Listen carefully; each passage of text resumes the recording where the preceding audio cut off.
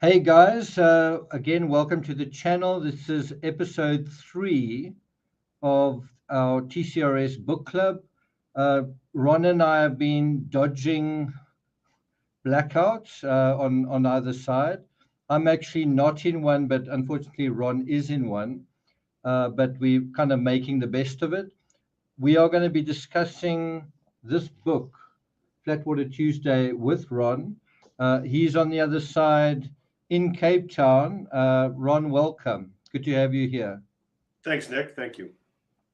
Ron, can you tell us a bit about your writer's journey? Like, to me, you the epitome of the you represent the epitome of the fairy tale that I wanted. The proper publisher, proper reviews. I think you've even didn't you get a book deal for Flatwater Tuesday as well? Sorry, a movie deal. Yes, indeed, I did. So the story of Flower Tuesday goes back all the way to the when I arrived in South Africa in 1992. I was teaching outside of Soweto to severely underprivileged kids, and I had just graduated from university, and I was doing the Save the World thing, and I thought I would be here for uh, 18 months or something like that. And as you can tell, I'm I've been here for a lot longer than that. I'm in Cape Town still. It's been 30 years or so, and I decided I really wanted to write a novel about the boarding school experience, which, to my mind back then, was very, very recent. I'd graduated from boarding school 4 years beforehand, and I wrote a novel on an old DOS computer that I had down here. That I finished it around 1997, if you can believe it. And Is is, uh, is Flatwater Tuesday based on your high school so it's experience? based very much upon my own experiences as a rower in It, boarding school in America. and so tell us a bit about that. You were born in America, right? So yes, as you can tell, I'm an American. I'm from Buffalo, New York, and I grew up there. And I learned how to row in Buffalo. Buffalo has a great rowing club called the West Side Rowing Club. I learned how to row there, and I really wanted to follow it as far as I could. And there was a boarding school in Connecticut that really, really, really focused heavily on rowing. And I had a chance to go there, so I decided to take that chance. And I appeared there, and I was there for 3 years, and I did a lot of rowing there. I showed up at that boarding school thinking I would be the big kahuna. There's no way I was the big kahuna. It was a lot of really, really accomplished oarsmen there, far more accomplished than me. But I was part of this very, very good team.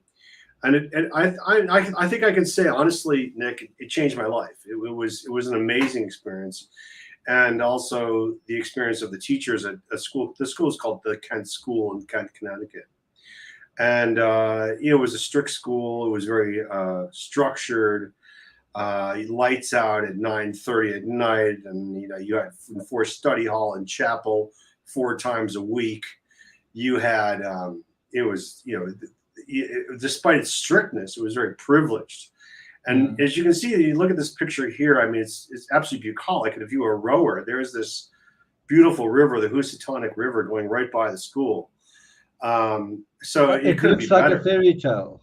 It's It like a almost fairy looks tale. like the rowers' version of Hogwarts, you It's know? like the rowers' version of Hogwarts. And not only that, when I was in school in Buffalo, rowing was like the school I was going to at the time really did not want me to row. They thought it was a waste of time. They didn't have a team, so I had to row with an outside club, and they wouldn't give me credit for it as a sport. Meanwhile, I was trying to say this is a very difficult sport. And they wound up saying, well, you can row on your free time after school, but you still have to do PE, playing volleyball with the girls and so forth, every fourth period to get your physical education credit, which is kind of insulting and kind of demeaning. And in any event, it was very difficult to do a sport when your school's not for it. And I went to Kent, and Kent was all about rowing. Rowing was easily the coolest sport at the school, in my humble opinion. The rowers were treated, they got basically special treatment. They were extremely good. The coaching was great. The equipment was unbelievable. And the friends I made there were really close friends. And more about that later maybe. But my agent is actually used to be on my rowing team. His name is Tris Coburn, and I can see how that helps. Yeah, that helps. And the guy who owns the movie, who did the script for the film, is a guy named Lars Winther, and Lars Winther is also on the team. And they were better rowers than me, and but we were all friends, we all knew each other. We kind of kept that connection going for, until now, and I'm 52 years old. So it's amazing. And we still fall into the same banter and the same nonsense that we were when we were 16, 17 years old. And that was great. And so, I went to the school and had this really, really intense experience.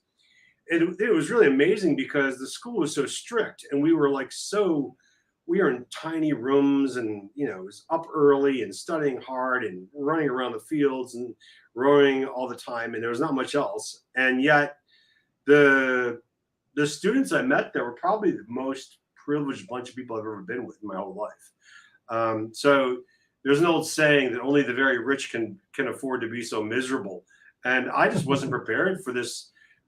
And it was a wonderful experience for me, and I needed the structure. I needed that direction. It seems that way. But and the teachers were great. I want to sort of pull out of the, I want to kind of deal with the broad strokes before we get to that. So we want to go into the story, and I also want you to read, you've got the book with you, right? Yeah. I'd love you to read like a couple of excerpts from it, but I kind of want to pull out a little bit and then just look at a couple of things. Like, you've got another book coming out in February, right? So in February, Pan Macmillan South Africa will be publishing my new novel. And we're going to have a cover reveal in December. So I can't say anything more about it. Other than it's based in South Africa. I've lived here for 30 years. It's an American woman's point of view of South Africa. And how many expatriates I've met down here who have come here from the States or the UK or from Germany or from Denmark and said, I'm staying in Cape Town. It doesn't matter if we have, as you can see right now, I'm in the middle of what they call load shedding. And so don't mind the weird lighting. I only have a few lights in this room that will work because the power is out. But I have an inverter which will keep us going. And despite all that, Cape Town is a charming and lovely city, and the people are wonderful, and I've had a great experience. And I really want to write a novel about why would someone stay in this crazy country when the power goes out and the government is always in trouble, and we have all these issues. I think I need to read that novel because you need to read it. And I think, and the thing is that you can look at it any way you want. If you want to go live on Camps Bay or in Bakoven or in those areas, you just really can't get a house because you're fighting against so many wealthy people from Germany and from Switzerland and from the UK and from America. My brother was just down here for 3 weeks, and he had tears in his eyes. He's having such a good time, and the service, everything's so wonderful in many ways. And I think South Africans forget that even on a bad day, Cape Town's still paradise. It's just paradise with 2 hours or 4 hours of no electricity. Well, go out to your pool or go have a glass of wine or go enjoy the beautiful beaches that you have for free. Things that we don't have, and many of us don't have in the States. I mean, we have some of them, but we don't have them all together. And I'll never forget when I think as kind of payment for lecturing at UCT, you took me out for a meal, and you ordered I think Ruston Kloof wine, right? Red wine. Yeah, sounds right. And it was like, well, you've educated me on such a fantastic wine. It's still one of my favorite wines, and it was just so weird that an American was like, you ordered a wine that's really been I'll never forget that. I mean, that wine, delicious, absolutely delicious. And the thing is that when you look at you go to a restaurant in New York, mid-range, decent restaurant, but nothing special. A bottle of wine will set you back at $80. $80 is $80 is 1,000, 1,200 rand for one bottle of wine. And Yeah. I could go to many restaurants in Cape Town. I don't think I could spend that much money on a bottle of wine. I mean, I'm still in the mindset of sort of 300 rand is a lot for a bottle of wine, and it's that whole lifestyle that's so difficult to do away with.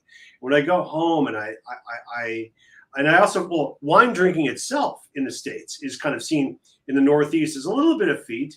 We don't drink it all the time. You wouldn't have it at a barbecue, for instance, as we always do. What would a braai be without a bottle of wine in South Africa? Yeah. But in America, it's more like, well, maybe you have a beer or a Coke or something like that.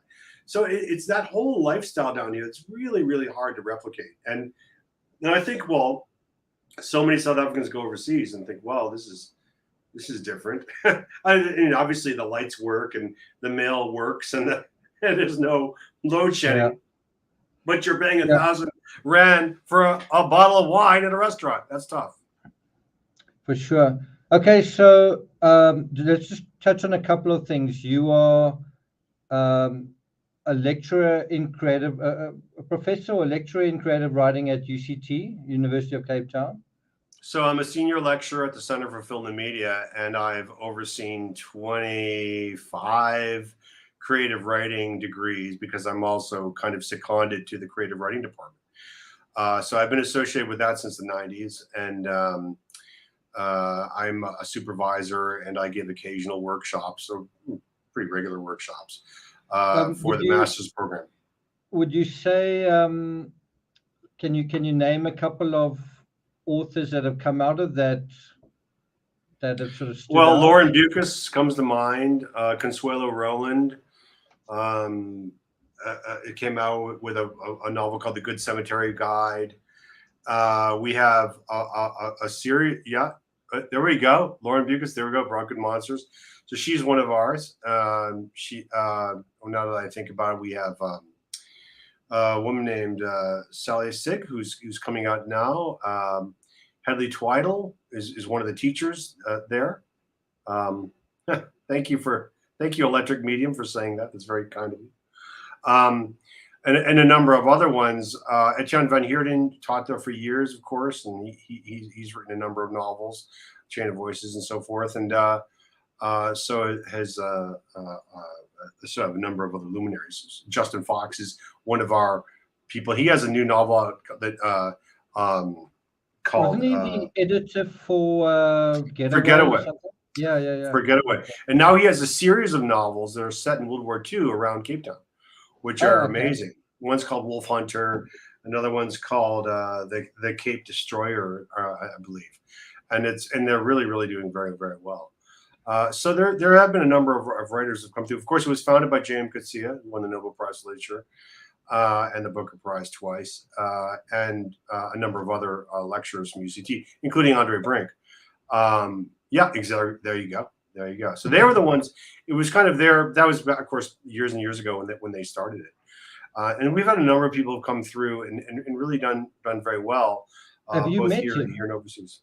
He was my supervisor for my master's degree. Was John? That's incredible. Yeah, that's incredible. And he's in Australia. It was an amazing experience. He's in Australia. Yes, he's in Australia. He moved out in around the year 2000, just 1999 or so. And I'm in touch. In fact, he wrote a nice blurb. If you look at my novel, he wrote a blurb for me on the front page, which I'm trying to find. Very, very kindly. Oh, yeah, I've got it here. Yeah, there you go. Ron Irwin's. You can read it. I actually can't because I have one of the versions that doesn't put it on the front page. Okay, so it says Ron Irwin's hero is not only a prodigious oarsman, but the lover of two memorably realized women. So that is something that I actually kind of forgot to do. I sort of did it, but I wanted you to actually send some photos of you when you were at school, because in a way it's hard for people to imagine you, that guy, like you're 52 years old now, but at that school you were the bit of it's. Are you there?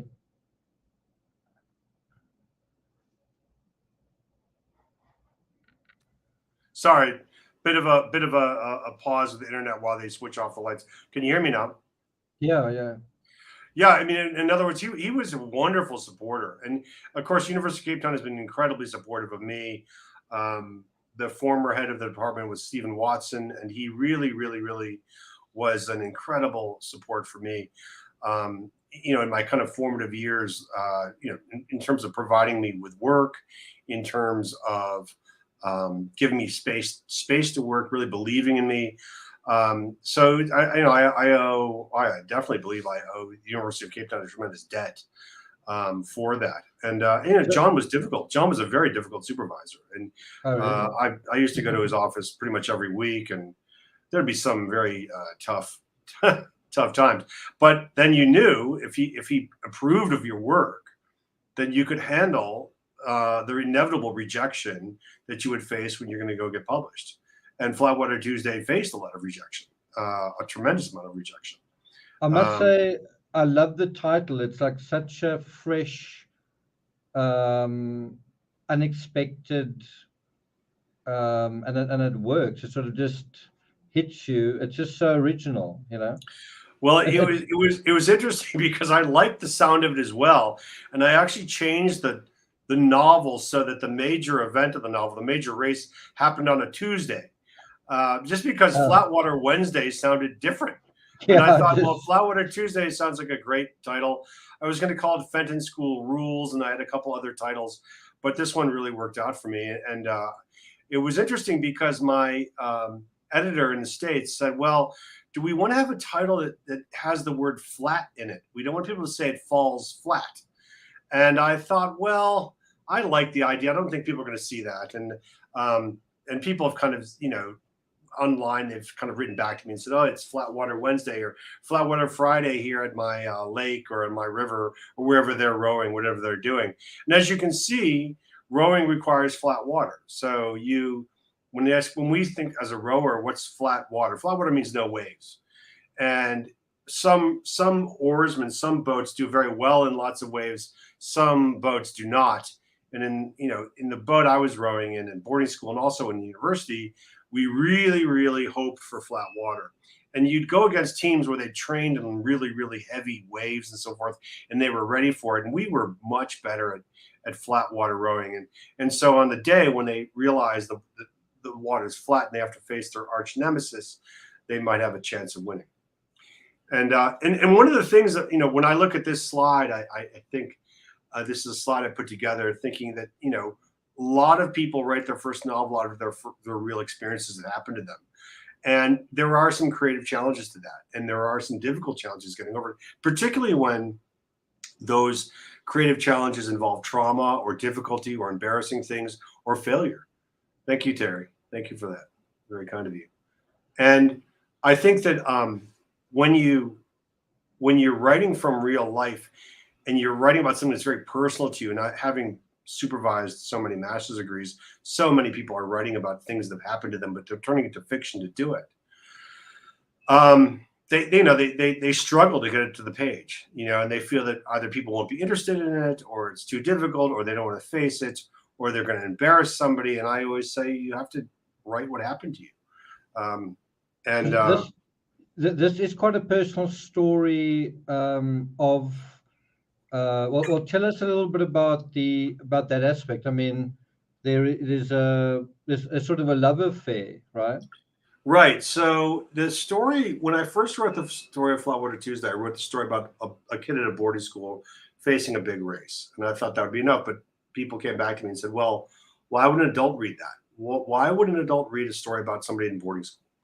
And I went back and I'd always wanted to write a story about someone who is leaving their girlfriend. And I'd been in documentary film for a while. And I wanted to write about somebody who'd come to an end of a relationship and they had to leave, and neither of them really wanted the relationship to end, but tragedy had occurred and things had been said and things had been done so that they kind of forced the issue, and he was leaving her. And so I basically took that story and put it into the story of Flatwater Tuesday. And the story of Flatwater Tuesday is a story about a 33-year-old documentary filmmaker who's going back to New York to break up with his girlfriend. And lo and behold, a letter comes from his old boarding school that says somebody on his old rowing team has died. And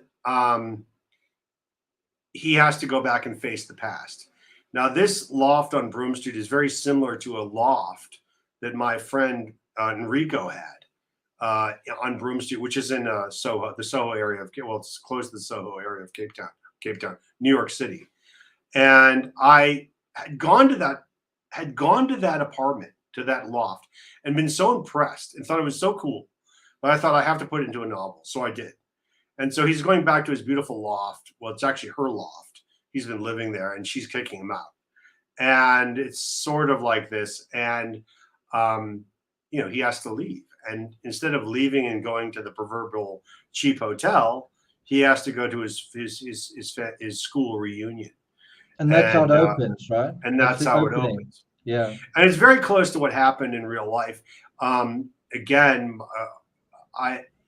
while I was writing the novel, a friend of mine from university who I'd rowed with, we got the note that he had jumped off the George Washington Bridge in New York. And it was a terrible shock.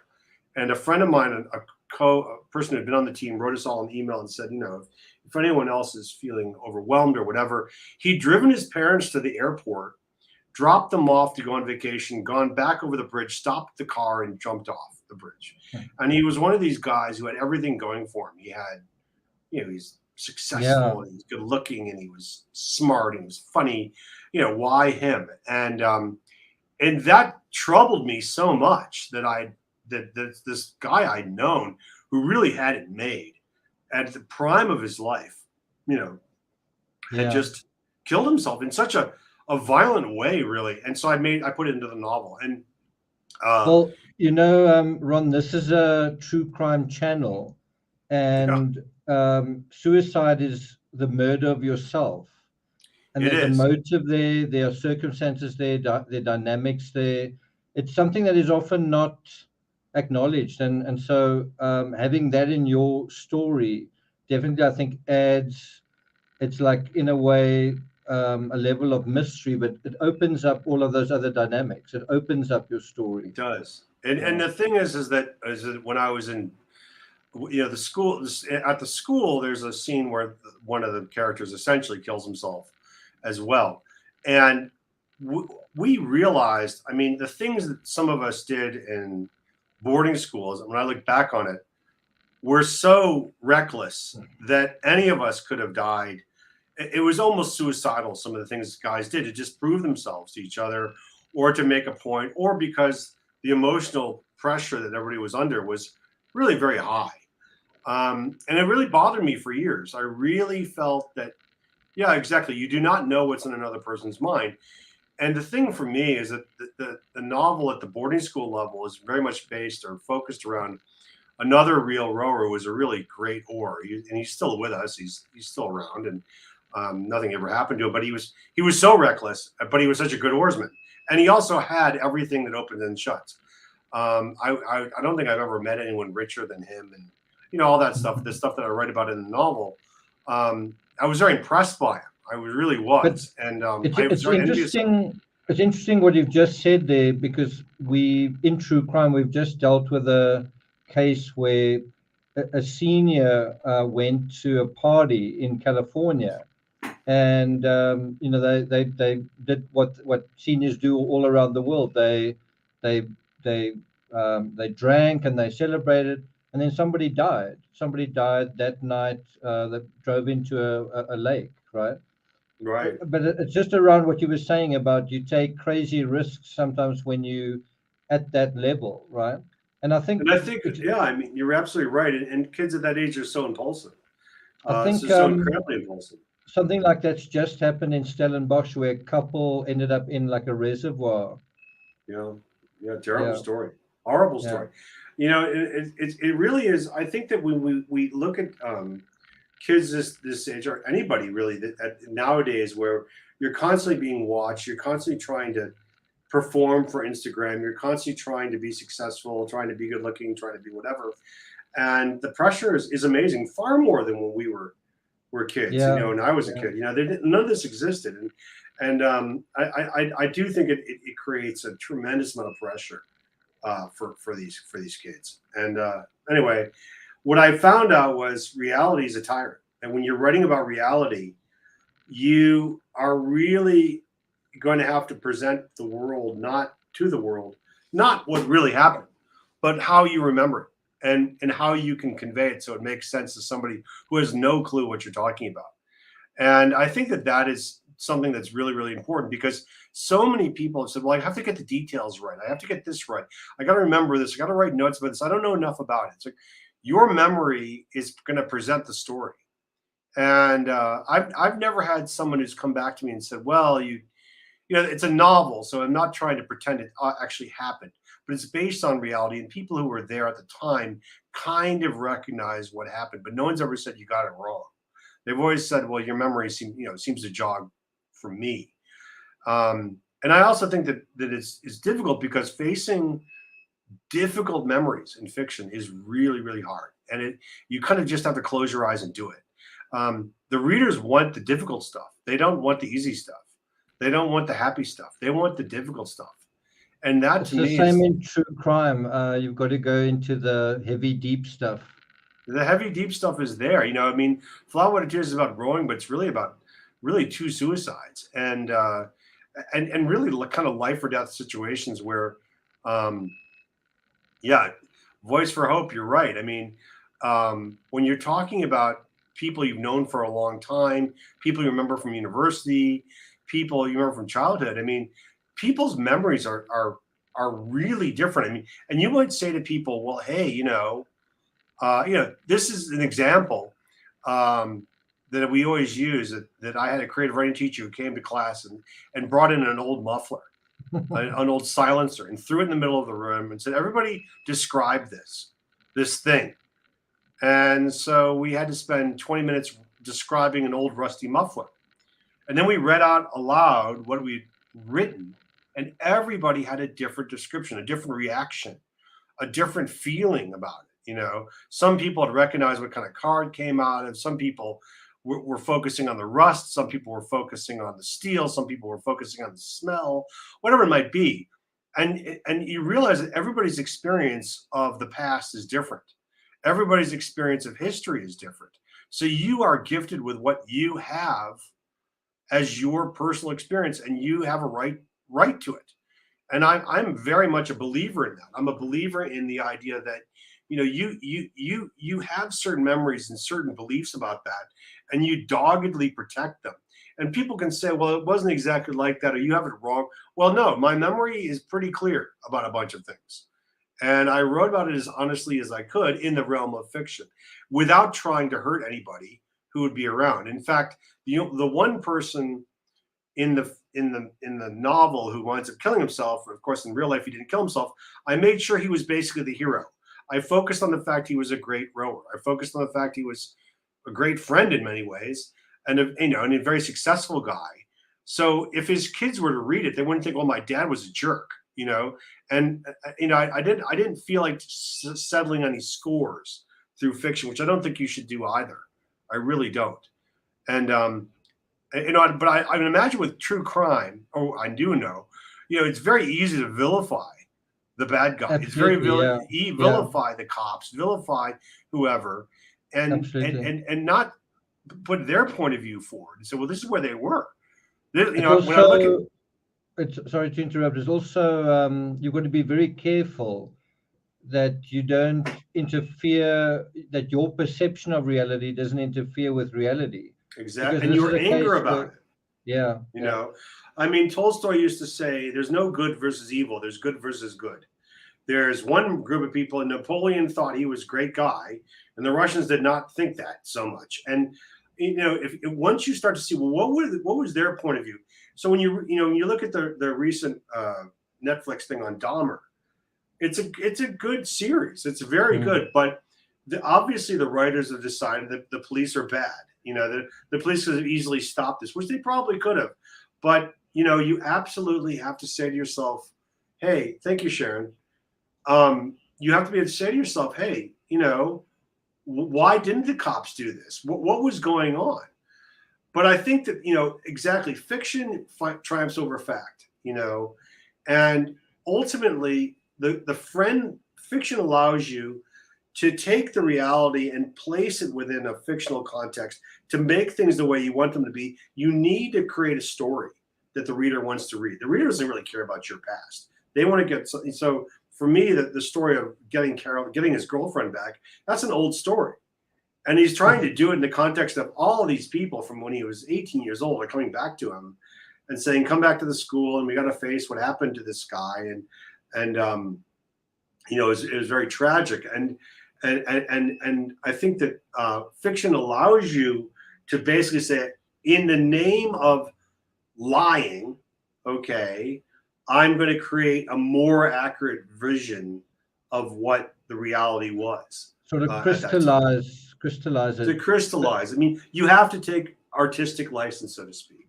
Do you remember? Do you know? I think his name's Gavin Hood. Do you know about him? I remember the name. He is a South African. He made the movie Tsotsi, and I think he won an Oscar for it. And then he also made one of the, I think, Wolverine movies. One of those. I was very lucky to interview him, and I don't know about you. I was like a comic book dude. I read like lots of comic books growing up, and so I thought I was asking him an obvious question. Did you read comics growing up? And he was like, virtually no, not at all. And I was like, cheapers, how could they ask you to make a comic book thing? And I really liked the movie that he made. A lot of the comic book folks didn't seem to really appreciate it that much, but he said something to me that really resonated. He said there are emotional realities that you tap into that resonate, right? And I think you've kind of done the same thing. I think some of my followers in true crime will be appalled with this idea of fiction, but this is fiction writing. But in terms of the true crime thing, would say, wow, how can you do that? But the essence of it is you are what's the word? You are recreating emotional realities, and there's truth in that, and there's a certain symbolic truth in. It's almost a symbolic story that's palatable to everyone, but that comes actually out of authentic experience, and that's the part that I think is so powerful in this book. Is even the term Flatwater Tuesday is kind of like jargon, but it's familiar to you. When you refer to one of your teammates as an oar, that's like, wow, I would never have thought of that. But that to you is just common sort of parlance, right? But it's that kind of thing that takes you into that story, that kind of familiarity. Whereas if someone said to me, go and write a story about your life, I wouldn't know all of that. I would have to learn it. It would still be kind of fake. But the fact is you lived it. It's something out of your lived experience. And even if some of the context is streamlined, it's nevertheless coming from authentic lived experience, and that's why it's so powerful. That's why even your title resonates so well. Yeah, I mean, I think that I do think that the having experienced it adds a tremendous amount to it, and I think that I've also experienced having to kind of get your girlfriend back, and we've all experienced breaking up, which is difficult, and as you get older, unfortunately, the losses that you accrue, when you're 18 years old, the worst thing in the world that can happen is you lose a rowing race. And when you're 30 years old, is you lose a child, and so that you have to deal with these things. And I think that, Richard Wright's quote here is pretty good. The more closely the author thinks of why he wrote, the more he comes to regard his imagination as a kind of self-generated cement, which glued his facts together, and his emotions as a kind of dark and obscure designer of those facts, reluctantly comes to the conclusion that to account for his book is to account for his life. And the idea is that fiction writers are constantly saying there's this self-generating idea, this self-generating imagination that's absolutely always getting in the process of relaying fact. And as you guys know in true how difficult it is to just get the facts down when you want to be accurate, right? When you have witnesses to a crime and they have to be absolutely clinically accurate, they can't be. You've seen that a million times. In police procedurals, when you have 6 people have seen 6 different things. They've experienced 6 different things. They believe 6 different things. Yeah. And it's isn't that part of your narrative where the different characters remember things differently and you try and find your way? Isn't that that's part of the meat and potatoes of the narrative? I think also that different characters see things differently. They've coped with tragedy differently. Some of them have coped by basically drinking too much and it ultimately destroys their life. And some of them have done it by becoming funny, but all of them have had to kind of deal with the fact that, this trauma has occurred to them. And you can get together with someone who's now 30 something years old and say, wow, we went through that. Like, how are you doing? And of course, the thing is in 1988 or 89, we didn't have, there really wasn't this focus on trauma and trauma bonding and, how people would react to this. It was a tougher time, and particularly at boarding school, there just really wasn't very much about it. I mean, you go through some fairly rough experiences and just be told, well, that's life, deal with it. And now I don't think they would do that. And again, I don't want to say that boarding school is difficult or they did anything wrong. I certainly don't believe that at all. And of course, this never happened. I mean, no one ever actually physically died, but they could have. And but I do think that nowadays things we said. What's that? Your friend that jumped off the bridge, he did die. Yeah, well, the thing is like, in university, he died, and of course you hear about that years later, and I think that it's difficult. Thanks, Lisa. Thanks. Cheers, Lisa. I think that I do really think that it's like a lot of people, I think, sit around and they say, this horrible thing happened to me, and this is what everybody thinks happened, and we're all on the same page, but they're just not. Sometimes something that you think you played a major role in, you're the bit player in somebody else's memory, and it's really it's really amazing in many ways, and I think that also, it's being also an kind educator, of terrifying. It's kind of like terrifying. It's like that's not the story you have of me. Isn't the story? Can I have a voice in my own story?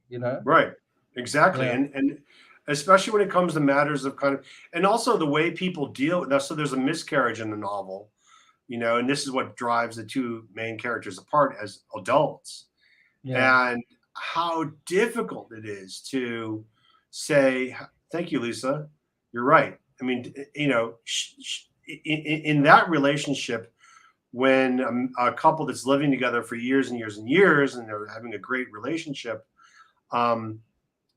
what happens? Exactly right. You're right, Trump. Voice for Hope. I got more to say. Read the book, you'll see. And it's really a matter of this couple faces miscarriage, and how do they deal with it? Suddenly both people have to deal with it in their own way, and then find each other, and it's very difficult. And I often found when I was doing research for the novel, I was really blown away by how little people wrote about miscarriage and how little there was to say about it. And it really is a difficult, horrible thing for a couple to go through. And I just had children, they were very young. We didn't have miscarriage, but I mean, just the process of getting pregnant, having kids, it was very emotional and very difficult. And there's disappointments along the way. My brother-in-law was having difficulties. And I remember thinking, no one sits you down before you get married and says, look, if you want to have children, you might face this thing called miscarriage. You only find out about that later, and it's very vague, and or at least for me and for us. I think it's becoming more part of the modern narrative. Yeah. No, but no, I mean, it's because of infertility and because of stress and because of the Yeah. modern existence. Because I've kind of through the grapevine heard of, after the fact, people having incredible difficulty conceiving, and then I do know of someone that I think had 7 miscarriages just trying to conceive, and um, you sort of realize just trying to start your family fairy tale can be this nightmare, and you actually have that in the Madeleine McCann case. Her parents, both doctors, were trying to conceive, and that was a nightmare in and of itself. They eventually had in vitro, but it's not how you imagine your fairy tale's going to start off, you No, know. no, not at all. Not at all. I mean, you really don't. And at some point you're kind of knee deep in it. And so I do think that there's a real. So these are the things I was grappling with Flatwater Tuesday. And when I wrote the novel, when I finished it off, and I had an agent in the States. I was living in Cape Town, and we went through two different submission processes to American publishers, um, and and a lot of editing. Yeah, a lot of editing. Um, and we got rejected 52 times, which is a lot. It's a lot of rejection letters to get. But I really kept thinking I was going to get this novel published. I really thought it would work. But I put it aside after that because life was happening. Um, and what happened was I put it aside for years. And then what happened was I decided in 2011, one of my great friends at the University of Cape Town died. Very young. He's only 52 years old or 53. Maybe he's 50s. He was in his 50s somewhere. And he died. And yeah, exactly. My ex-girlfriend, someone who was actually in the novel to some degree, rejected it. I mean, that's bad. I mean, that's a difficult rejection, I got to tell you. And so anyway, I rewrote it. I tore it apart. I rewrote in 18 months. I thought my friend died of cancer, and he was such a wonderful person and such a great person, really. I trashed 90% of the novel and rewrote it, and just took me 18 months. But of just that, I didn't tell anyone I was doing it. I didn't tell my wife. I didn't tell my brother. I didn't tell my family, because they'd heard about Flatwater Tuesday for so long that they were kind of like, this is this fool's errand this guy's on.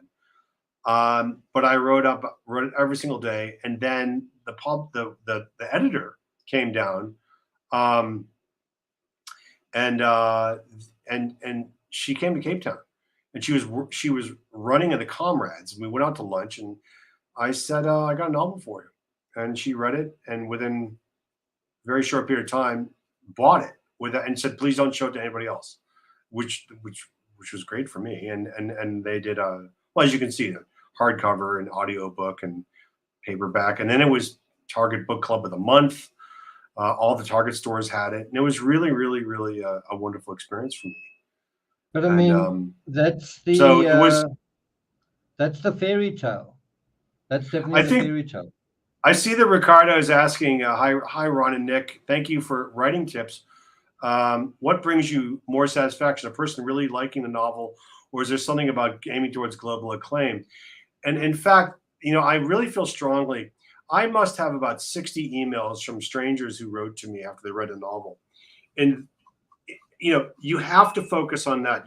If you sit down and say, I'm going to write for global acclaim, I want to be the next J.K. Rowling, I want to be the next John Grisham, whatever it might be, you never know what's going to bring you global acclaim.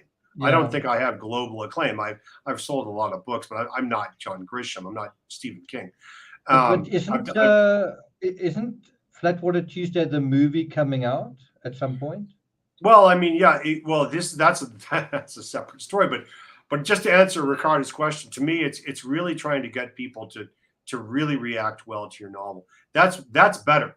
It's better to write for 3 or 4 different people are going to love what you're writing than to try to write for the world. And so anyway, the rights of, yes, you're right. The novel's rights have been picked up by Hollywood. and they're working on it. The movie is kind of in the works. We came very close to producing it in 2016, and then a bunch of things happened in Hollywood that made it not work. And I now we're think kind of back to the drawing board. didn't you mention a couple of names that were attached to it that might be Well, acting? back then we had Courtney, and we had Courtney, and we had Michael Douglas. Now we have kind of a new kind of era of interest in it. I can't really say too much about it now, other than there's been a flurry of interest, and it's nice to see. It's always a long process to do this, because it's like bringing Cinderella to the ball. We have the script. It's written by Todd Komarnicki, who's written Sully for Clint Eastwood. He's directing a movie now called God's Spy. It's a great script. We have a bunch of people who are interested in being in it. But we're looking for the financing, and you have to get the script, the actors, the financing, and all of it has to happen before midnight, or we don't have a dance. And so we're working on it now, and there is a lot of interest. Approach Alec Baldwin. He seems to be trying to make movies. Yeah, exactly. Well, you never know. Lisa asks, how did rowing experience? Well, the novel's about rowing. The novel's it centers around a rowing race that resonates throughout these people's life to when they're in their 30s. So it's about a massive race. The basic premise is very similar to what we did, which was whoever wins this race gets to go to Harvard. It's as simple as that.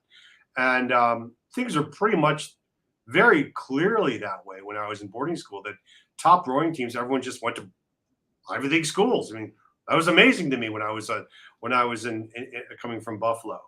I think people also love that idea. Is like, I went to quite a good school, but I mean, being able to go to your school through your experience is this incredible thing as well. I must say, do you ever think about Flatwater Tuesday in the how can I call through the lens in a way of Dead Poets Society? Well, people have called it Dead Poets Society on the water. Yeah, that's a great, yeah. And it is very similar. The main teacher is very much, many of the things he says, the teacher who's also the coach is drawn right from reality. And many of the classroom scenes are right verbatim from what I remember. Any narrative, I feel, if you read a narrative and it's like, wow, that was like watching a movie, and then you actually go and see the movie and the movie is nowhere near as good. Those are always such fantastically executed narratives, right? And your book definitely achieves that. You feel like you are drawn into the stream of consciousness, excuse the pun. By the way, A Voice for Hope says, so what's your advice, certainly in terms of a creative writing lecturer, for someone who says this? Well, I think that which I hear a lot, Voice for Hope, is that the most important thing is to get it down on paper and to be dead honest on it. So to not look away. I think a lot of people have a story and they're afraid to tell it. They're afraid their aunt might read it and disapprove of them, or their mother will disown them, or they're too embarrassed to write it or whatever, but it won't go away. And for me, the story of Flatwater Tuesday would not go away. And I would have written Flatwater Tuesday if I thought they were going to sue me. I'd still write it. It sounds like the hardest part. It sounds like what Stephen King said. He said, like, the book monster grabs you by the scruff of your neck, says, "I'm not going to let you go." It sounds you have to get the story down. Someone just said, "Why Tuesday?" And again, we said earlier, because Tuesday sounds cool.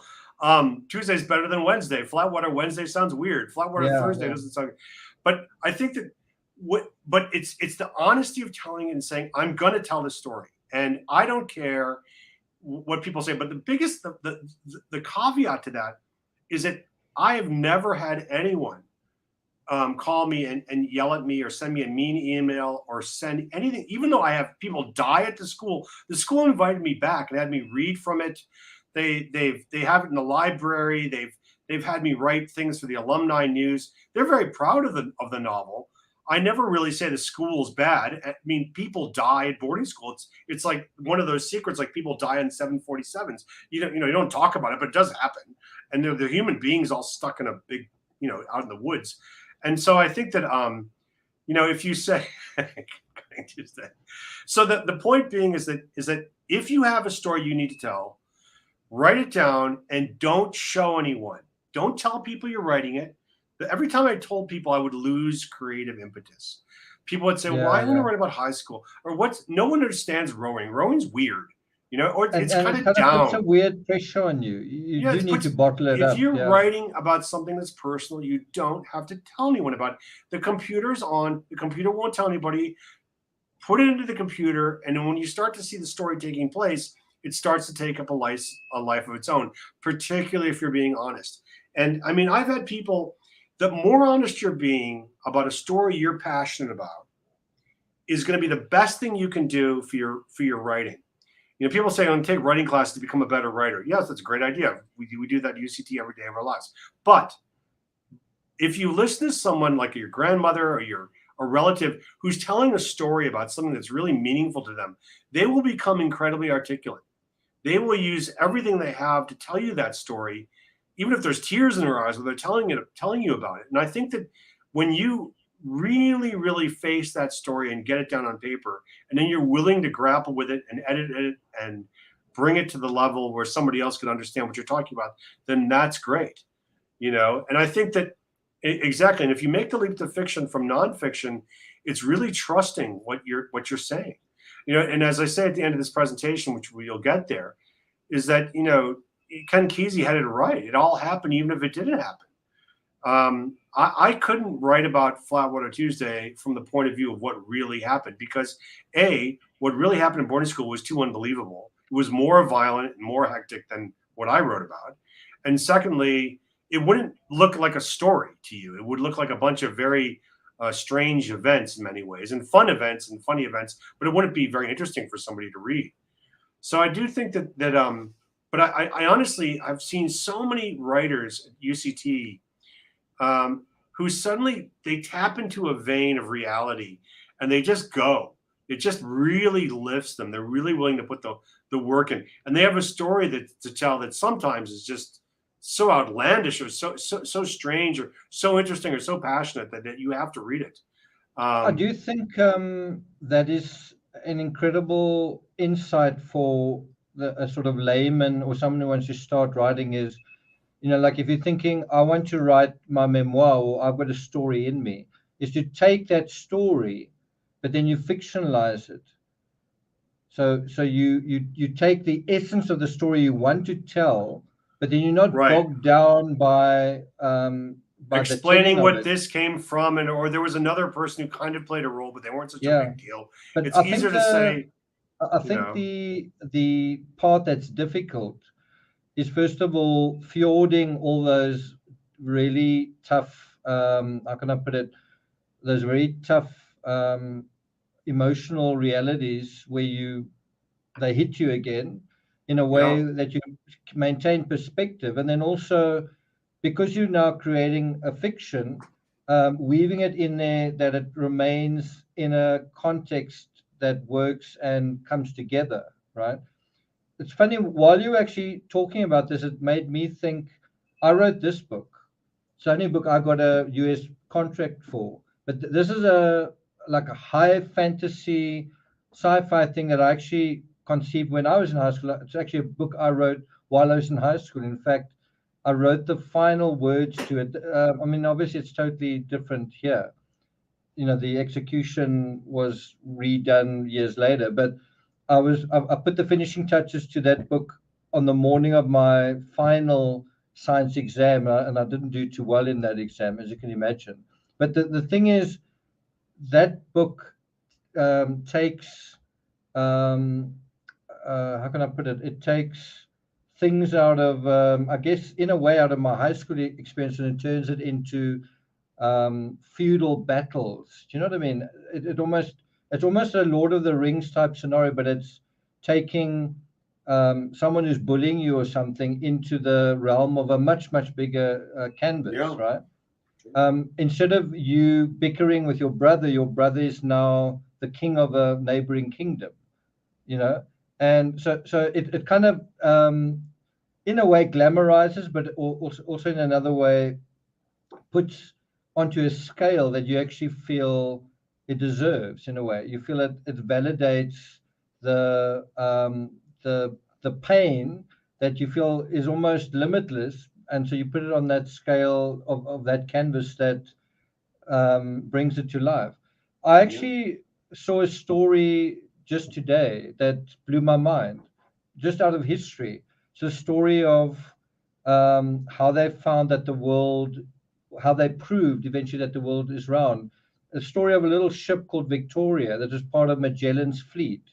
The only ship out of the five that survived, and I think there were 270 crew, five ships, and in the end, one little ship came in to harbor after 3 years.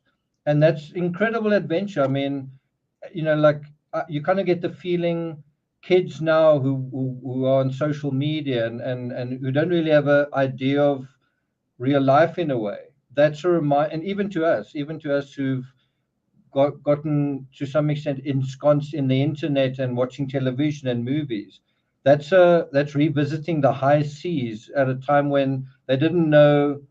Can you imagine a time when you passed the bottom of the Cape Horn in South America, when you passed that point, from that point onwards, there were no maps that could tell you what the Pacific Ocean was because nobody knew. And if someone could tap you on your shoulder and say, my friend, you're about to go into the world's biggest ocean. It's twice as big as the next biggest ocean. And it's so deep that you can throw Mount Everest into it. It will still be 2 kilometers below the surface. That's the ocean you're going to go in, and you're going to be in that ocean sailing for 3 months, and you're not going to see anything. And all these things happened in that story. And what's so amazing with that story is that's a true story. You don't need to embellish anything there. And it ends off with 18 sorry souls and this broken ship coming back into Spain.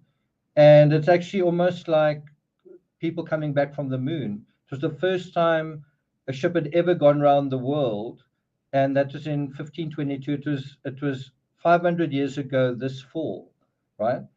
What an incredible story! And again, you don't need to change the scale. You just need to kind of go into that time and remember they didn't have maps then. The most amazing technology was a ship, to me the most amazing thing of all in that story is that nobody nobody stopped to think, let's keep the ship safe and put it in a museum or whatever. The ship carried on sailing for another 50 years and ultimately sank somewhere that nobody knows, and we don't even have a splinter or a plank of that ship left over because people were so hardcore then. Now, like, you know what I mean, it would be totally different. Stop. Let's frame the ship and you know, yeah. Make a museum. Yeah. Exactly. Let's make it a museum right now. Stop sailing.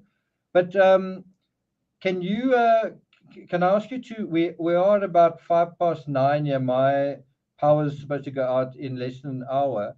Can you read an excerpt from your book? Yeah, sure. Yeah. We're going to change the light here. Sorry, again, we here in Cape Town we have no power, so I'm using kind of emergency lighting here. So this is the beginning of the novel. The beginning of the novel is actually a letter. Actually, I'm going to read you the letter, and then because we're going to read twice, aren't we? So this is when I was at Kent. When I was older, I got a letter from a friend of mine that was pretty similar to this, in fact, that I kept. And this is I'm going to and the reason I'm reading this is because it's very similar to a letter that kind of fed into my my thinking about where we wind up in life. And I don't know if you know this or you guys do know this, but when you go to Alcoholics Anonymous, you're supposed to write a letter to people you've hurt because of your drinking. You're supposed to make peace with them. You're supposed to ask for forgiveness. There's no power in Cape Town electric medium because it's called load shedding. We don't have enough power. We have 4 hours a day with no power because we can't create the power. It's a long story and a sad story indeed, much sadder than my novel and getting sadder every day. So anyway, this is a very similar this letter I got from a friend of mine. Nothing to do with the rowing team. It was just very sad, but I thought I'll put it into the novel. And this is what really sets the whole novel off. And so it's read to Rob Carey. Rob Carey is a National Geographic. I was working for National Geographic as a freelancer at the time. So it's based upon my work for National Geographic Television. Dear Rob, it's been 15 years since we last saw each other, 1 month to the day. Can you believe it? I'm sure you wish it was longer. In 6 weeks, it will be our 15th reunion at good old Fenton School, a milestone, and they want us all to come on back and reminisce. I am positive you have no plans to attend, but I'm sitting here trying to tie up loose ends, trying to knock off unfinished business I thought would go away by itself. When you are rehabbing, you are told to get in touch with people from your past, to apologize for the things you did while you were hammered. They give you a little model letter you can send if you don't know what to say, and some people in my group just photocopied it about 100 times and sent it on to all the people whose lives they screwed up on the way down. My group leader insists that you can't just send it via email. I don't know why. Email appears less genuine, I guess. I have the letter in front of me. It says, I ought to tell you that thanks to some spiritual principles, I have been able to get my life on track. I don't hold at all about spiritual principles, but you do get some time to think when you've lost your job, when your wife leaves you. At the end of the letter, you're supposed to tell the recipient how long you've been sober. In my particular case, that's been about 3.5 weeks, give or take. Anyways, Rob, I have nothing to apologize to you about. I have about 10 more people on my sorry list, second smallest list in the group. I kept track. But you are a guy who does not need my groveling. Here's the thing. Somehow we all decided never to talk about what happened during the last year at that school. I have no idea how it affected you guys. Maybe your memories are better, more useful, or more selective, but I have been talking to people in the group mostly, and a therapist who says I should express my feelings instead of acting out because of them. She also says over and over that whatever emotional energy you waste on feelings of guilt, rage, and emotional pain, your body will reclaim in self-destructive behavior. She says the things I tell her about the past are surely tragic, but that I have to, quote, seek closure. We all know something happened back then. It was more than just a simple everyday tragedy. I should know because I'm living a simple everyday tragedy. Hey, here's a secret. A few months ago, I started to think people were following me when I was really drunk. The therapist informed me I suffer from paranoid sags. She also used the term mild delusional psychosis. My vocab is increasing in direct proportion to how crazy I get.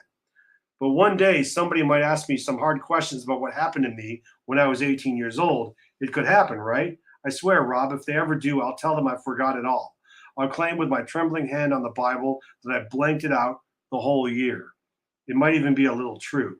I've been forgetting a lot of things. Forgot to drive the road a month ago and totaled the BMW, flipped it twice. Those German fun bags deployed perfectly. Pull one of those stunts and you wake up hours later wondering where the hell you are. In my case, it was in the emergency room in Sharon, Connecticut, with a nurse snapping her fingers over my face, catching a contact buzz off my breath. So anyways, the nitty-gritty details of what went on during the senior year at Fenton are a little fuzzy, but the basic memories are intact. I bet they're pretty intact for you too, and for the rest of the crew. If you're like me, you think about it. Maybe you think about it at strange times. Like in the shower when you're sneaking shots while your wife brushes her teeth. You fill a shampoo bottle with vodka. It tastes a little soapy, but it gets you through breakfast. It tastes a little soapy. Know where I learned this from? Fenton, of course. Or like when you're washing dishes with your third or fourth scotch on the windowsill, pissing in your own jacuzzi with a beer in your hand, pissing in your bed after. Maybe if you're like me, this stuff comes back when you're sitting in a rented condo 5 miles away from your house in Greenwich and just a hop, skip, and a jump away from that school, just sitting here on somebody else's furniture, eating pizza and smoking cigarettes with a rented Ford out front. I admit it. I've taken up the wicked weed in this last month. It's awesome. You can smoke all day and still drive somewhere. If you have somewhere to go, that is. Try doing that on G&Ts. I'm eating lots of candy and drinking milkshakes. Remember milkshakes? I order them from the place down the road because I don't trust myself with a blender. Try to imagine being the kind of person who can't have a blender in the house. I'm feeling pretty sorry for myself, I know. The first rule you learn at Fenton is never feel sorry for yourself. Same thing in rehab. So let's say it loud and proud, Rob. I am the one at fault for everything that happened to me. I also know this. If things hadn't turned out the way they did at Fenton, you might actually be headed back to the reunion this year. Me too. I told my ex-wife, that word looks weird on the page, Rob. It's the first time I've written it. I'm not even sure if it's supposed to be hyphenated. About all of it a few years ago after we were married, just to be on the safe side. She told me to drop you an email, and I got pretty fired up to make contact for a while, but you know how it is. Georgia, my ex, it's getting easier to write, thought it was pretty dumb that we never kept in touch. None of us have, I told her. Stupid people, she said. I regret it now. Do you know the school's no record of you? I bet that's the way you want it. You are listed as an alumnus who is missing in action, but I Googled your ass off and got your producer's address finally after seeing your name on a credit for a film called The Disappearing Mountain Gorillas of Uganda that you can get on deep discount via Amazon if you're interested. Finding you took me about an hour, but that's okay. I've been spending lots of time surfing the internet. I found everybody on the team sooner or later, but you were the hardest. Carrie, did you really move to South Africa? It had to be on the website.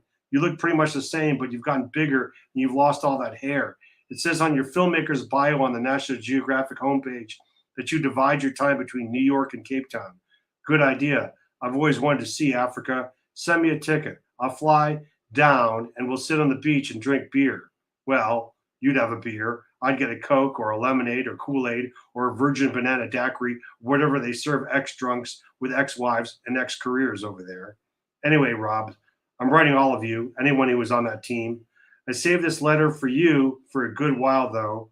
I really did want to contact you for years, even when most of what I had to say was scribbled on the back of cocktail napkins. I battled to write this, wondered if I ever even have a right to say anything at all to you about that year, even if you are reading this letter in some rainforest or whatever. But for what it's worth, here it is. Make peace with the past. Figure it out. If you do, drop me a line. 15 years, Rob. Sitting here in this room, it feels like 2 minutes ago we were gods. I'm so sorry for everything, after all. Your friend, John Perry. And that's the first chapter.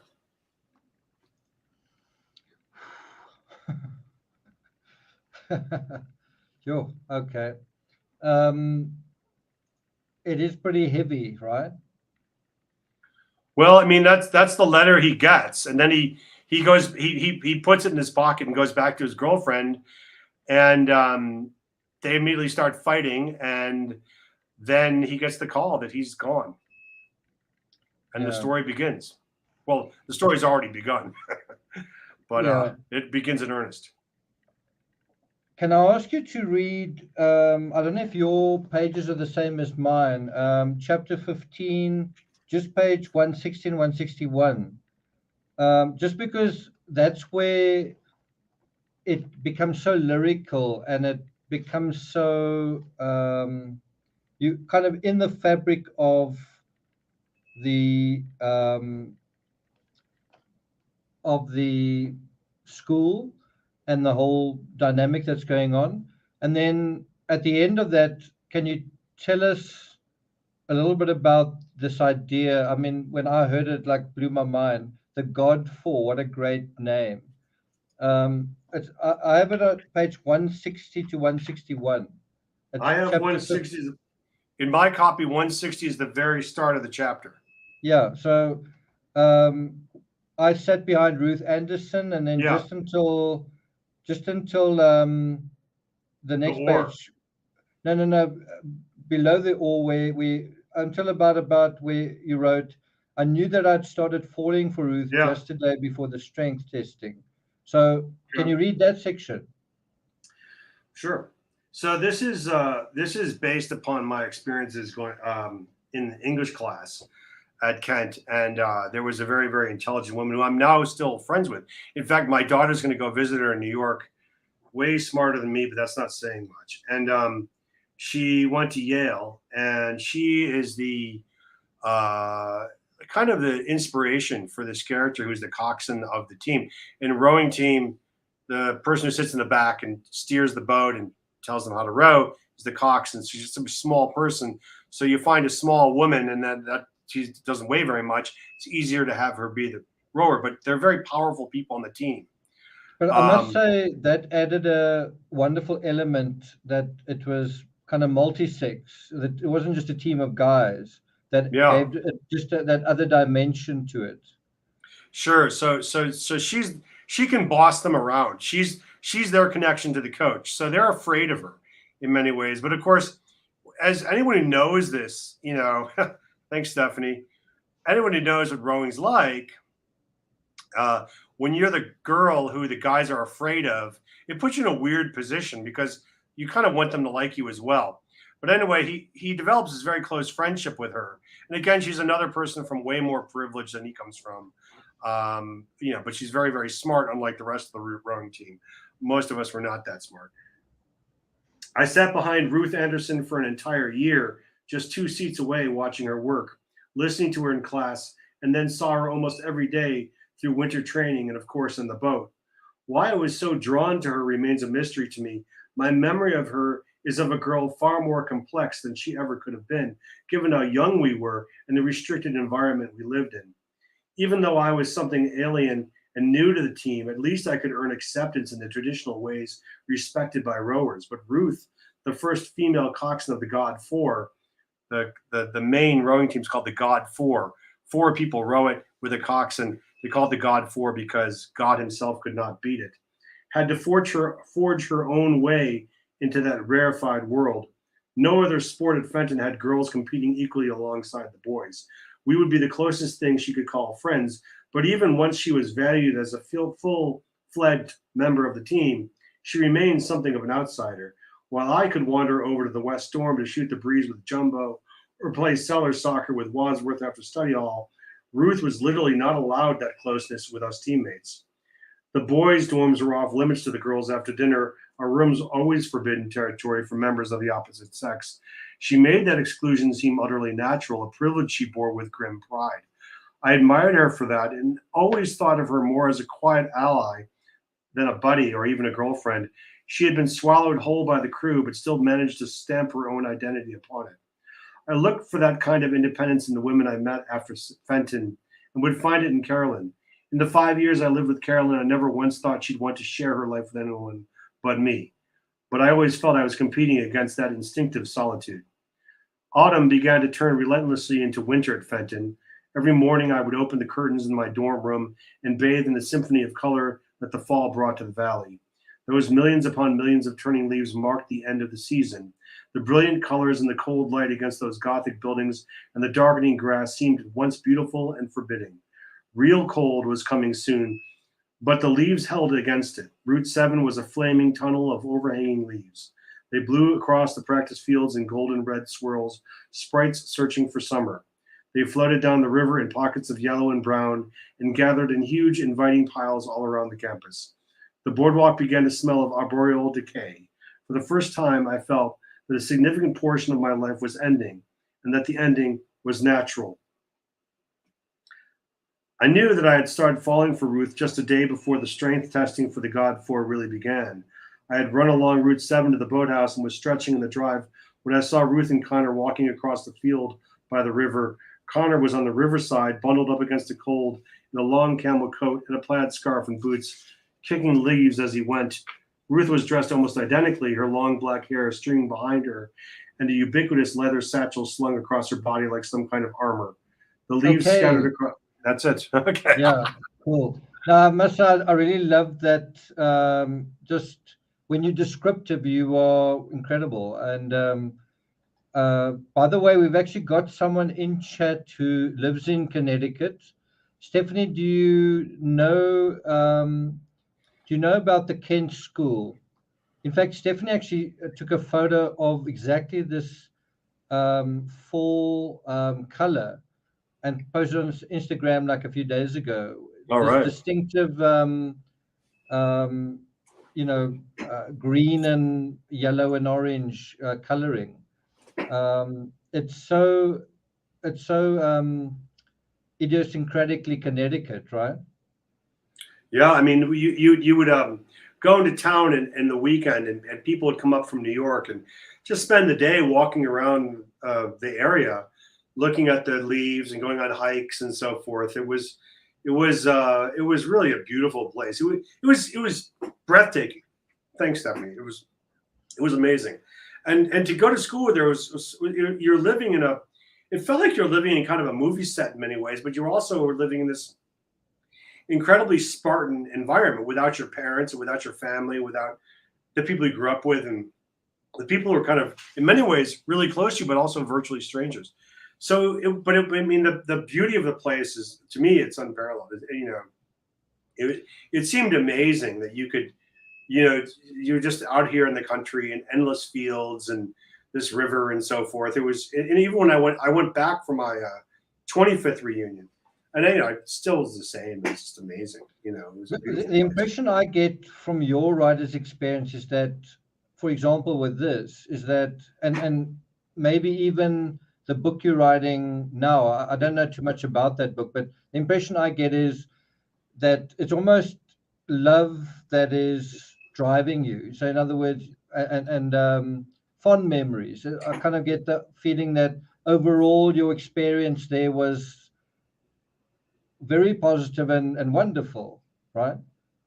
Oh yeah, I mean, it was a great experience. I needed it. I mean, I was going to be kicked out of the school I was at in Buffalo. I was partying too hard. I wasn't focused. I only really cared about partying and rowing, and that was it. And it was really at Kent where they really kind of also said you could, there's a thing called, there's more to life than that. And there, wonderful teachers there, and they really kind of took me in hand, and I think I was ready for it. I didn't want to wind up just being somebody who kind of wasted his as much as you like rowing and so forth, you also have to do schoolwork from time to time, and you have to stop, doing the other stuff that I was doing. And so it was really a matter of kind of, oh, I don't know. It was a matter of really being more focused on like things that teenagers should be more focused on, which is, getting your homework done and getting enough sleep and all that stuff, and not just staying out in bars until all hours and stuff like that,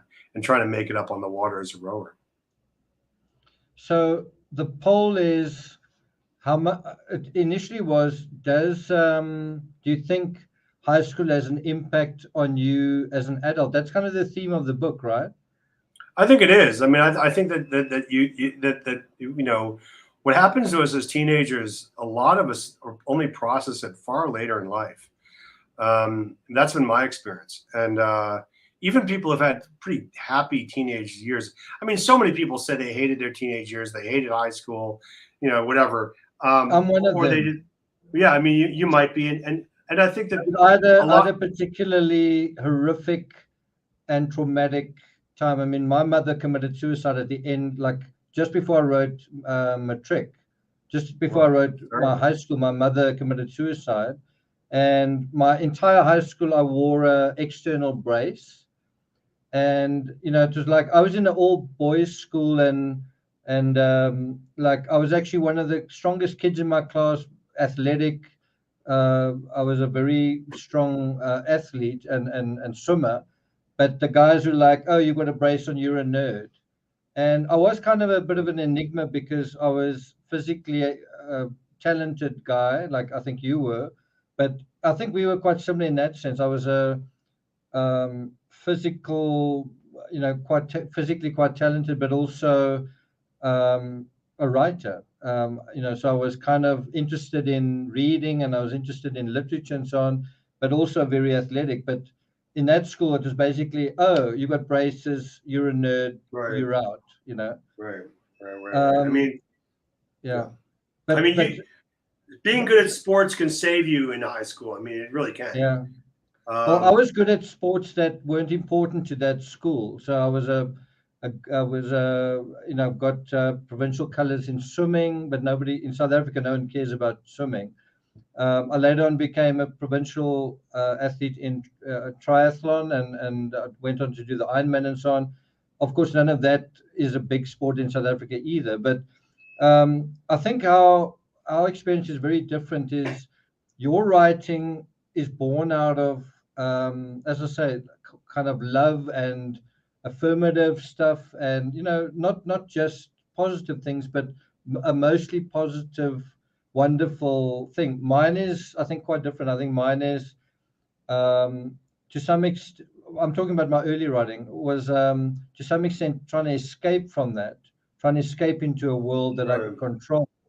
And also, to some extent, like where you find justice in the written word and in your world building, because you can't find it in the real world, because justice is elusive in your reality, Yeah. And so I I'm just think it's very interesting how different our approaches are, that writing can nevertheless be a kind of a tonic and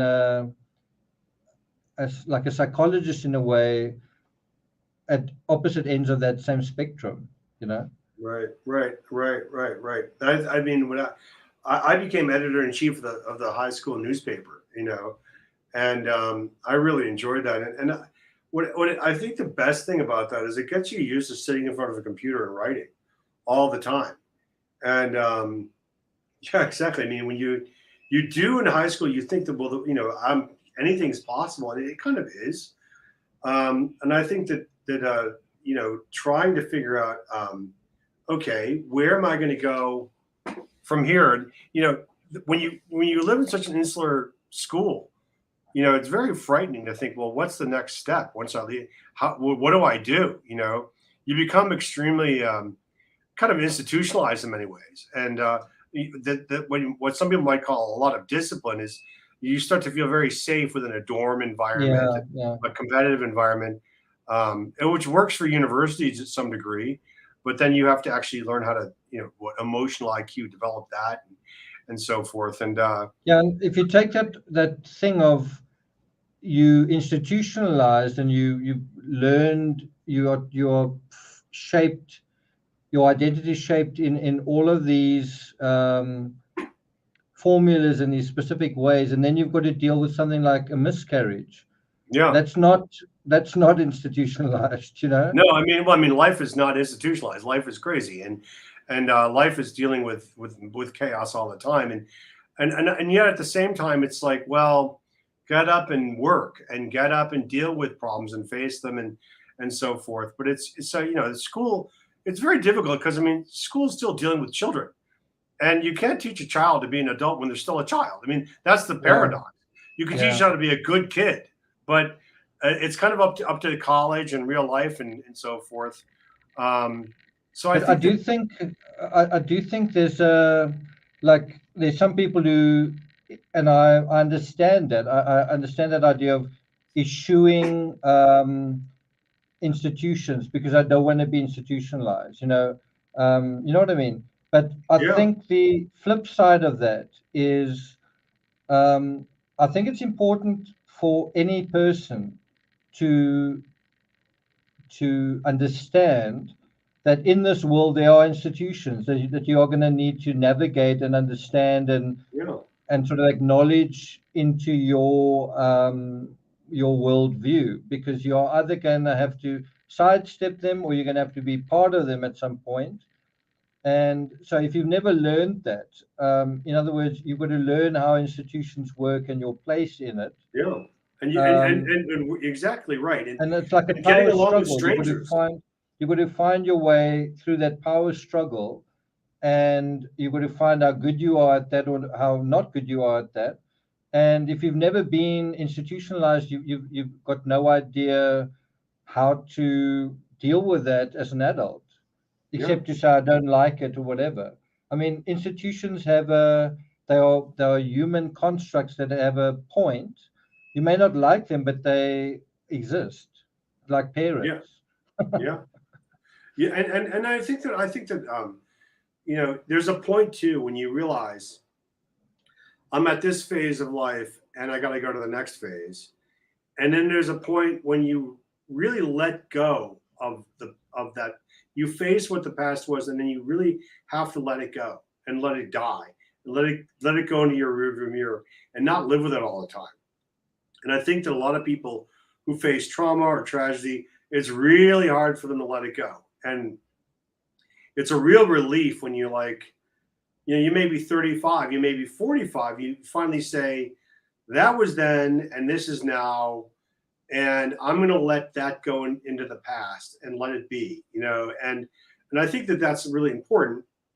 I've met so many people in the journey around Flower Tuesday where their high school career is so real to them at the age of 50 or 60, and they really are either bothered by it or they measure themselves by it. And I always think, well, that's great, but it was a long time ago. And you also have to forgive yourself for the mistakes you made when you were 17 years old. That's a A great point. 17-year-old does not have the greatest judgment in the world, What I and what I love you about your know, book, what I love about your book is it takes you unexpectedly back into high school, your high school, but in a weird way through your own.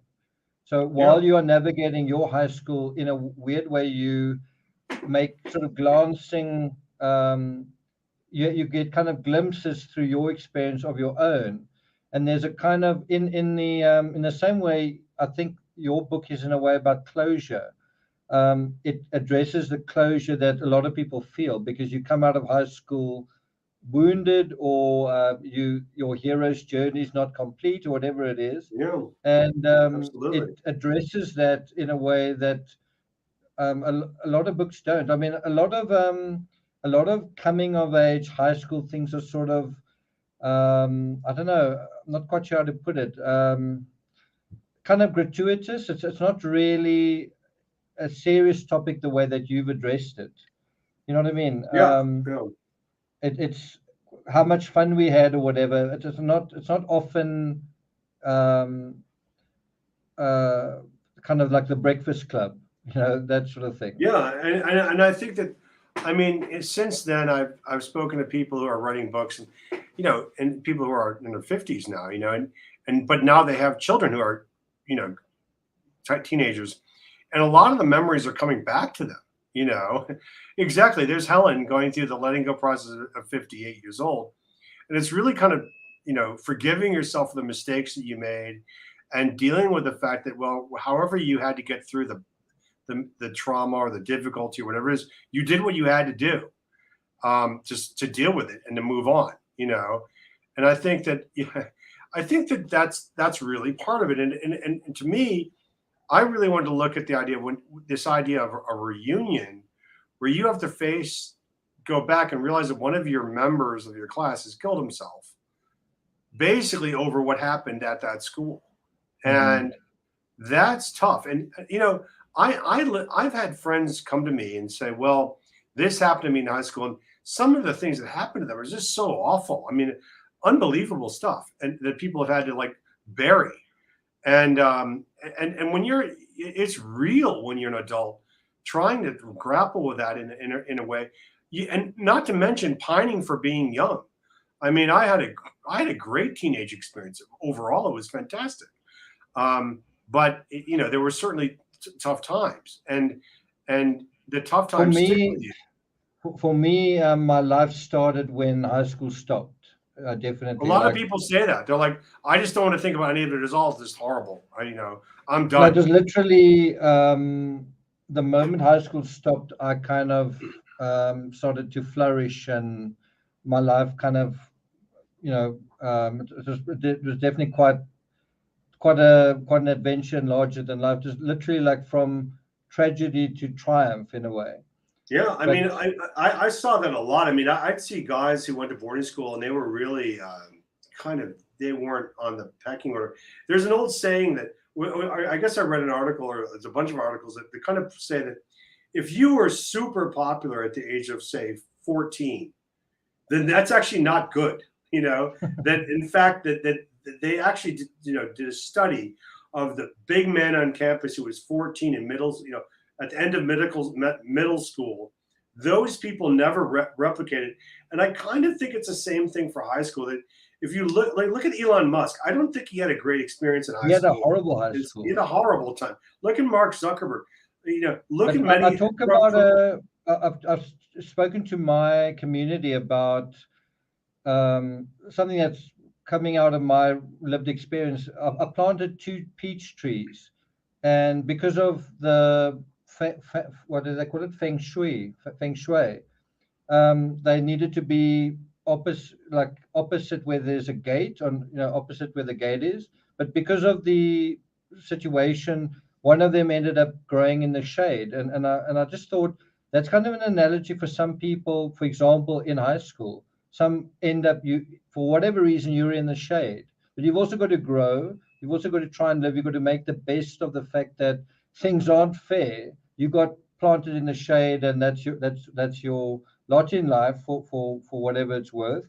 And I mean, in a way, because of that, the tree that is in the sun, it's like kind of a young tree.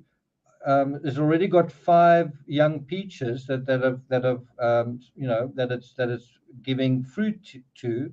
The one that's in the shade isn't bearing any fruit because it doesn't have those resources, and that's just how it is. But in time, if it continues to grow toward the light, then maybe it will bear fruit, and it may even work harder than the other tree and end up, who knows, once it gets to the light.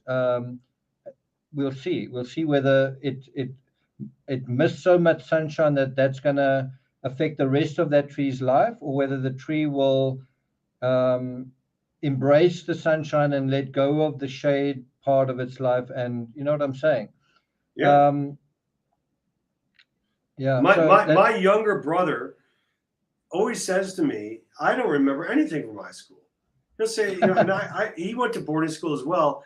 He says, I vaguely remember some things, but not that much. I just went and then I went to, he remembers college or university, but he doesn't remember high school, at all. I want to do a quick poll. So everyone who's in chat right now, tell us, you can either put a number, like if your high school was really good, then it would be 6, 7, 8, 9 out of 10. If it was really bad, closer to 0 or 1. So let's get a sense of your high school, everyone in chat. Again, so if it is a good experience, above 6 and 10 out of 10 is awesome, 9 out of 10 good, 8 and so on. That's if it is really good. If it is really bad, closer to 1. Wow, 0 to 1. 0, 2, 1. Oh dear. 8. There we go. 3. So we've got one so far that seems pretty good. Another one that's just pretty good. So far it seems quite split. Yeah, I think I would put a 1 or a 0, to be honest. My high school, I would put a 1. What would you put, Ron? Oh, I'd probably put an 8 or 9, frankly. Yeah. Except for some moments, I'd give it a high ranking, and it's sad that so many people have terrible experiences in high school or just don't remember with much fondness, But don't you think, on average, most, because if you think about high school, there's a minority that are the God Squad. You know what I mean? There's a minority that are the heroes, and then there's the rest. There's the rest of us, kind of thing. And I think also, you got to remember that people are going through different periods of maturation and of dealing with all kinds of issues. It's when you have a teenager in the house, you really realize that, wow, you're changing so quickly as a young adult. You are battling hormones and body issues, and you don't know what you want to be, and you don't know who you want to be, and you're being bullied, or you're not being bullied, or your friend betrays you, or you get dumped, and it's the end of the world. All these things are really, really tough. People say this is the thing, that people were bullied in high school, and they get nightmares. Beverly Lawyer here is saying that, and I think that that's right. I mean, that people have horrible experiences. I had when I went back to reunion, there was a girl there who told me in confidence. She said, "Ah, God, I hated it here. I don't know even why I'm here. I cried myself to sleep every single night." I remember thinking she was really popular, like she's really cool, and and I think maybe teachers are more sensitive or whatever you. But look, growing up as a teenager is really, really difficult. It's tough. And I think a lot of people, it's so sad to see so many people having very, very, very negative experiences. Um, I never saw bullying until I got to boarding school. And then I really saw a lot of it. And that was sad. And I also, I went to the same school that Seth MacFarlane went to. So he was a freshman when I was a senior. And he was a really little guy, and Did I'm he not go to sure what Kent? he went to Kent, yeah. Wow. And Do you think he rode? No, he was a really small guy. He Okay. was a freshman. He was a first year when I was a senior. So I remember him. He was a small guy, very nice guy. I don't know what his memory of Kent is. I do know he's not the most active alumni, that's for sure, which is too bad since he could give them a lot of money. I used to think that. Sorry, I think what made my high school so horrible was the the school I had before that. The 5 years before that were absolutely incredible. It was really, really fantastic. And the thing that, in a way, I blame my parents, because what parent says, "Oh, we're going to put braces on you, and it's okay that they're on you for your entire high school." That's an external brace that comes around like that, right? Yeah, What yeah. parent says that's fine? I'm going to muzzle my child for 5 years, and the most important, arguably the most important time of your life, kind of thing. I'm not It's going to I'm not going to they, notice, like you talk about lockdown with Corona, and what's it, load shedding with the electricity. If you do that to a young person, you shut them down. Like, even if it doesn't matter how resilient they are and how whatever, you do that to a teenager, you're going to shut them down. And not it. I mean, I've come out of it. I mean, I'm not actually married today. I don't have. I'm not married and haven't had kids. I've made a success, I think, of my writing, but I think my school definitely came at a pretty great cost. But of course, there were other things that happened as well. My mother died, other things as well. But I do think something I wanted to say earlier is that you, like, you 52, I'm 50. There's a point where you've got to say, before you die, I'm letting go of the crap that happened when I was young, because I still want to live. I did at least manage to live. And we've just covered a case that, as I said, that happened in California, where a 16-year-old, that we took the same risks when we were that age, some of the same kind of risks. We drank, we drove, we did this, we did that. And some people don't survive that. Like, some people get hurt, no, or they have regrets, whatever. But you may, what's the word? You may blame yourself, or you can't let go of um, things that you should have done or whatever.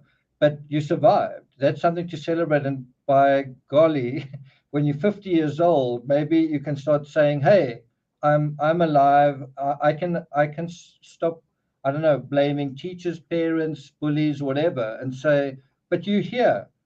Now it's your job and yeah, it's your responsibility, and you to blame if you live your life or if you don't. At some point, your life is yours. It's not someone else's fault that they took it away from you. You've now got your life. Now go and live it, you know. And when you're going to do that, when you're 40 or 50 or 60 or never, at some point you've got to be like, well, I have my life and things maybe weren't great, but here we go, you know. yeah, and also, I mean, you have people who had great experiences in high school, and it was almost bad that they had such a good experience because they never moved on from it. They're still talking about the good old days on the water polo team or on the whatever, and you're like, yes, but what did you do other than that? You Yeah, know, like that becomes the best days of or best years the of their best life, days of their life. and You know, it's it's just high school. Yeah. and it's and I think the other thing is that, you know, I see one of the people here is talking about how, you know, they get given very bad advice. You know, when the counselor says you're not going to get into college, so don't even apply, and that turns out to be wrong. That, you know, when I was in school in Buffalo, I was told, you know, I wasn't going to go to college, and, you know, I was a disciplinary problem. That's the problem, but I wasn't mean.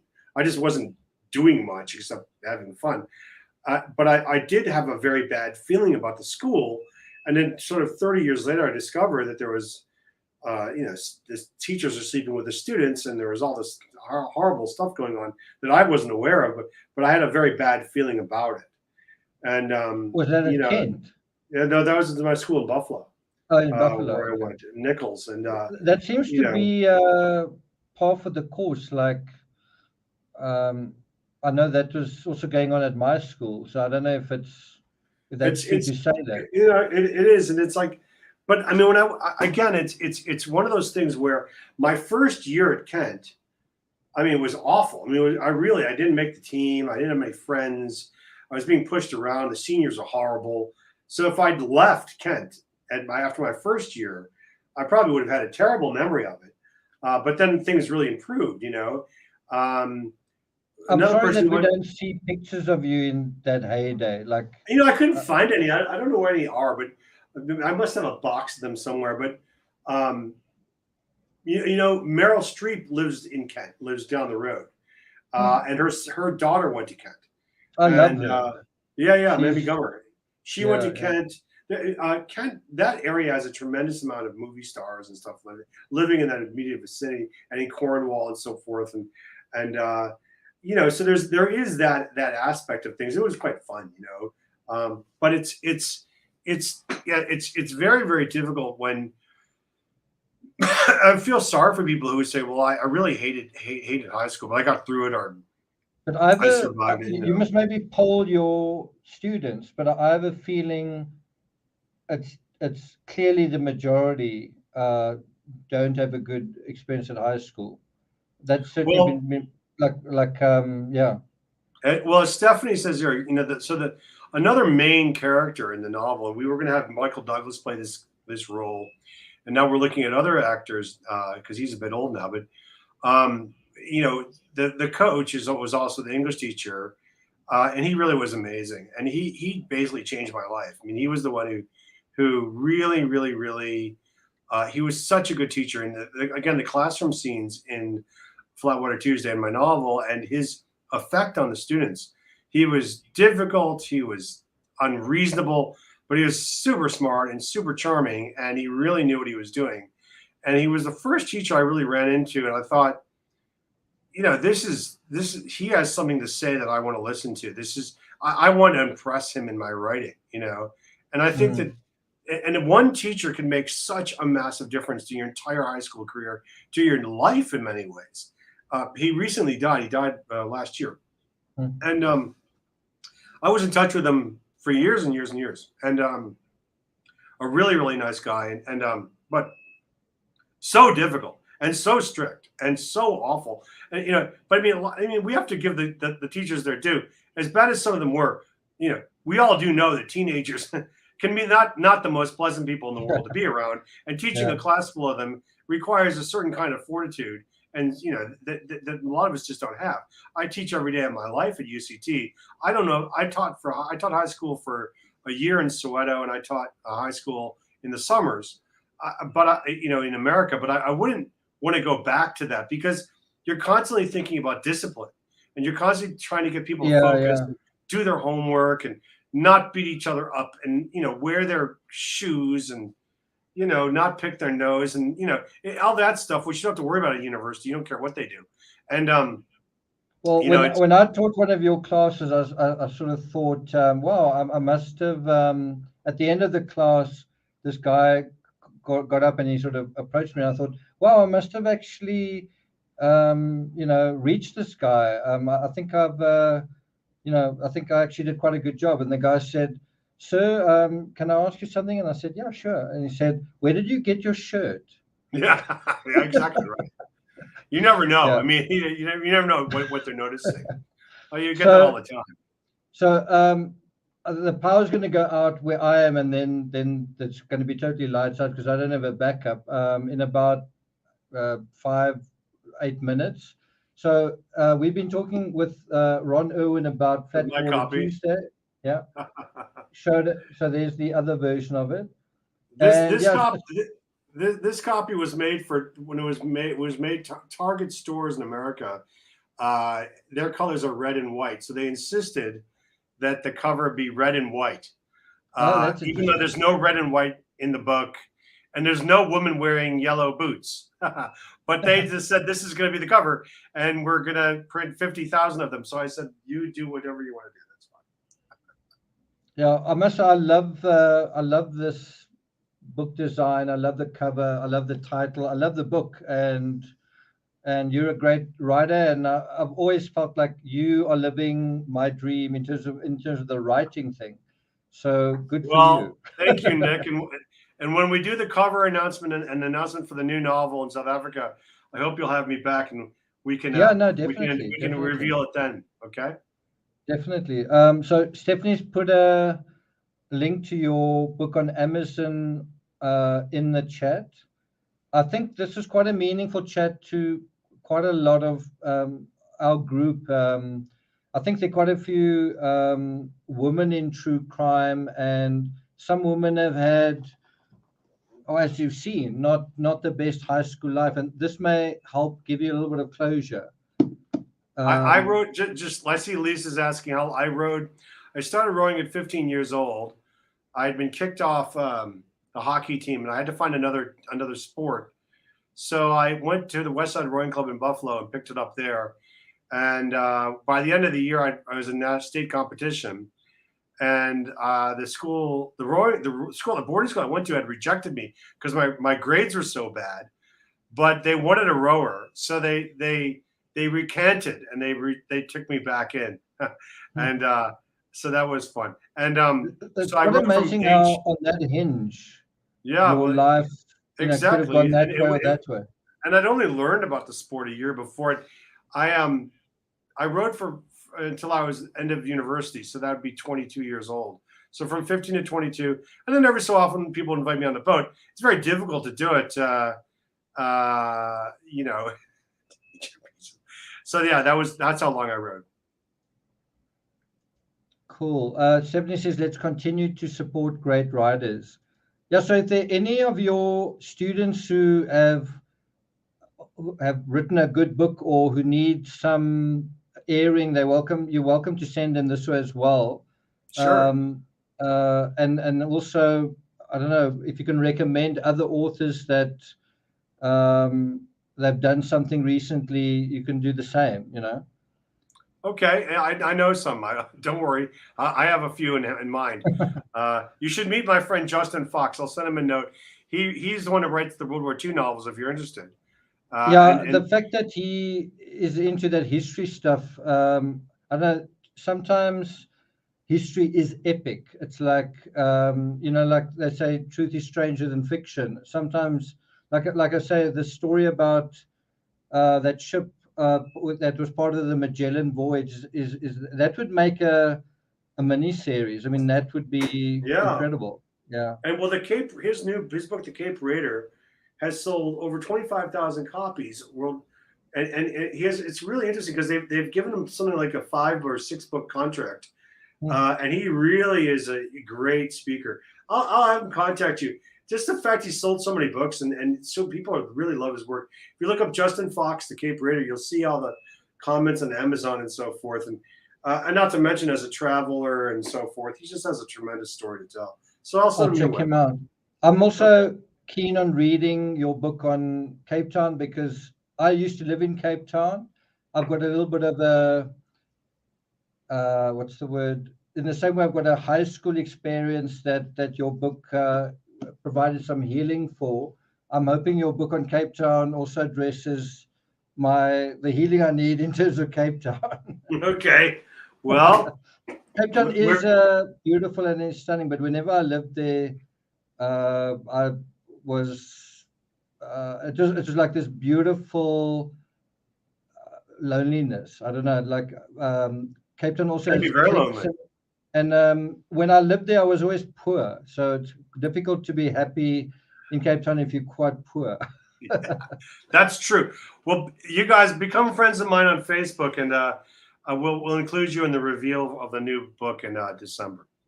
Can you put a link to your Facebook on in the chat? Can you type it in there? Yeah. Let me do that real quick. Hang on a second. Let me find it. Hang on a second. Lisa Breck says, love this book club. Nick has invited us to. Thank you so much, Ron, for sharing your talents with us. Yeah, so Absolutely. we'll definitely have you back, Ron, when you're ready. Just let us know. And yeah, Ron, I don't know if you know, I've actually retired from writing. I've written over 100 books, believe it or not. Why would you retire? I'm now a YouTuber, I can and see that. I'm trying to get the living part of my life back on track, if you know what I mean. Like I don't think I I wrote can so see that. much. I was just writing books, writing, and I kind of need at least a decade to live and travel and do that. That's kind of what it's about. And I might write again when I'm 60 or 70, but I've written enough in a way. Well, I think that sometimes people do have to take a break if you've been doing nothing but writing. It can burn out very, very quickly. I definitely I wrote basically nonstop for about 10 years. So yeah, I need a break. Yeah, I've written I enough. can see that. Yeah. I can see that. I think I can't post, but I see that Stephanie has found my. Yeah, there it is. Okay. You see it, Stephanie H. Yeah, there you go. So Stephanie H. has put my my URL up. So feel free to befriend me. You can go find you can just look up Flatwater Tuesday on Facebook, and then there's all the information you need there. You can find my website, ronirwin.com, and see, learn more about everything. But please do feel free to become friends and check out Flatwater Tuesday. Let's all regroup in December. Definitely. Okay, we've got about 2 minutes left. The power could go out at any second now, or it could stay on, but let's assume it's going to go out. Ron, thanks so much. It's been great having you on, and we'll definitely have you back. Thanks a lot, Mods, Stephanie, everyone else that's here, Mel Stiller, Beverly, Sagedi Norna, Sharon Conroy, all you guys, really, thanks a lot. I know I missed a few super chats. Thanks for that. Take care, guys. Take care, Ron. See you guys next time. Keep on Ciao. weaving. Thank you, guys. Thanks so much. Thank you. Ciao.